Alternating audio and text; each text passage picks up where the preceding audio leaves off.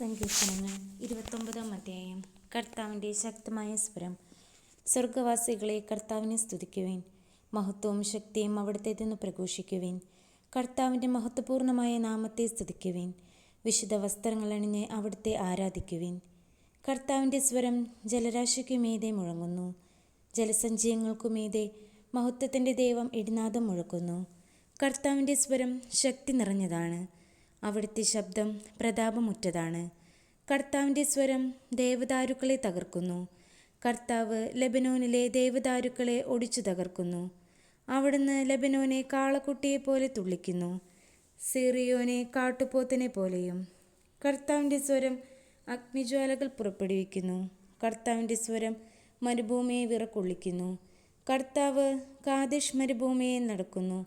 കർത്താവിൻ്റെ സ്വരം ഓക്കുമരങ്ങളെ ചുഴറ്റുന്നു. അത് വനങ്ങളെ വൃക്ഷരഹിതമാക്കുന്നു. അവിടുത്തെ ആലയത്തിൽ മഹത്വമെന്ന് എല്ലാവരും പ്രഘോഷിക്കുന്നു. കർത്താവ് ജലസഞ്ചയത്തിനുമേൽ സിംഹാസനസ്ഥനായിരിക്കുന്നു. അവിടുന്ന് എന്നേക്കും രാജാവായി സിംഹാസനത്തിൽ വാഴുന്നു. കർത്താവ് തൻ്റെ ജനത്തിന് ശക്തി പ്രദാനം ചെയ്യട്ടെ. അവിടുന്ന് തൻ്റെ ജനത്തെ സമാധാനം നൽകി അനുഗ്രഹിക്കട്ടെ.